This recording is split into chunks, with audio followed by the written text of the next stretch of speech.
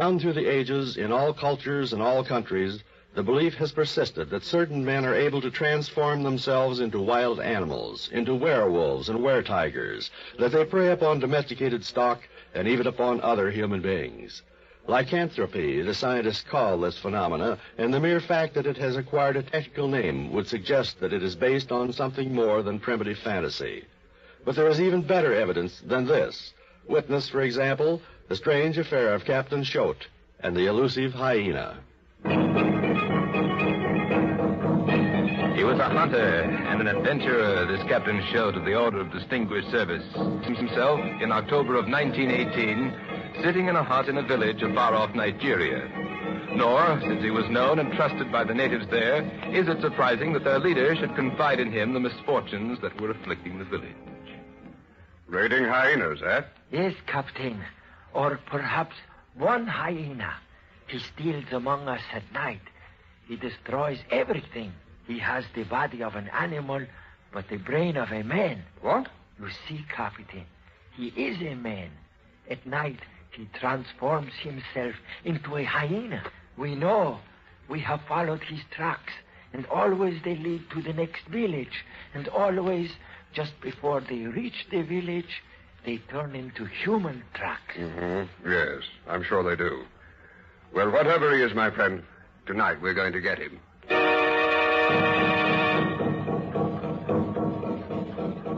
That night, in the company of the tribal leader, Captain Choate set out to hunt down the hyena. When the two men reached the outskirts of the village, a bright moon was shining. They made their way cautiously through the treacherous swampland. For more than an hour they walked thus, their every sense alert. And then suddenly... Look, there he is. Lord, what a brute.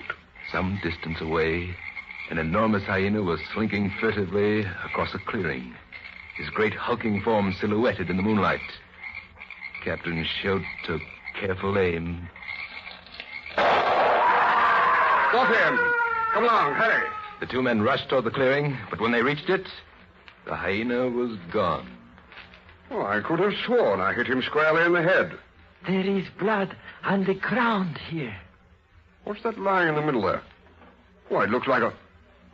By George, it is, a jawbone. Come along, let's follow his tracks. An easy trail to follow, for it was marked at regular intervals by great splotches of blood. It led directly to the neighboring village, and then it stopped abruptly. Exhausted and disappointed, they accepted the invitation of an aged villager to spend the night in his hut. When they awoke at sunrise, their host had vanished. He returned a few moments later in a state of great agitation. What has happened, my friend? It is Bano. Bano is dead. He was my neighbor. He was wise man and mighty hunter. The gods have cursed him with the sickness, huh? No, he was not sick.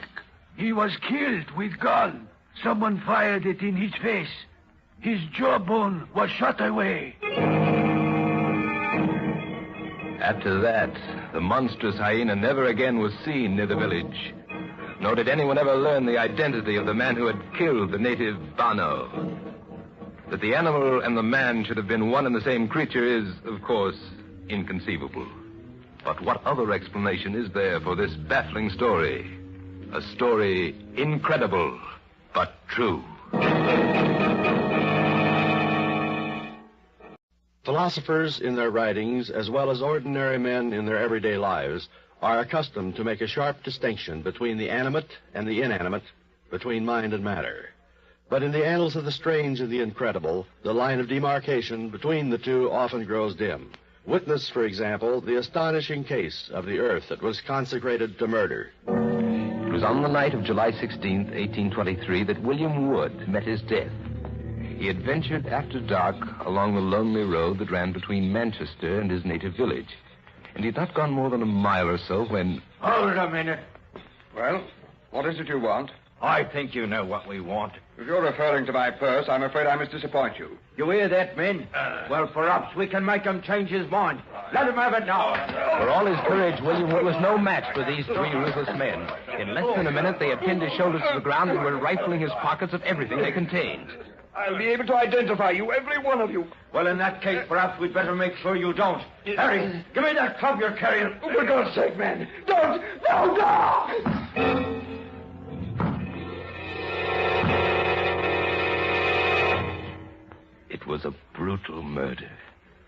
So violently was the club used that William Wood's skull was forced into the soft ground. And the next day, when his body was found and carried to the Jodrell Arms at Whaley Bridge, the hole remained there. Before the year was out, a legend began to spread throughout that whole section of England. And eventually it reached the ears of Alfred Fryer, a man who had written a book called Wilmslow Graves. When he arrived, accompanied by John Fox, one of the local townsmen, the hole in the earth was still there. There it is. That's where his head was lying when they found him. Look at any other hole in the ground, and after the first heavy shower, you'll find it all silted up. But not this one. Nothing fills up this hole. Well, it's true. There's nothing growing in it. And there never has been. Not since he died here. The imperturbable Mr. Fryer proceeded to collect a pile of stones from the road and pack them tightly into the hole. And when all traces of the cavity had been removed, he remarked, Well, it doesn't seem to object too strenuously to being filled. Just give it time, sir. All right, we will. Let's go and have a glass of ale. And then we'll come back and see. It was what just happened. an hour later that John Fox and Alfred Fryer returned to the spot. Good Lord. Look. The sod and the stones. They're scattered all around the embankment. Again and again he filled the hole. And again, its contents were mysteriously ejected.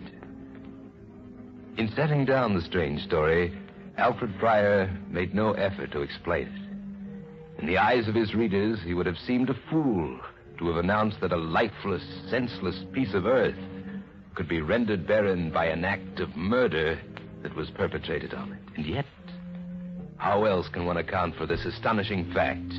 A fact incredible but true.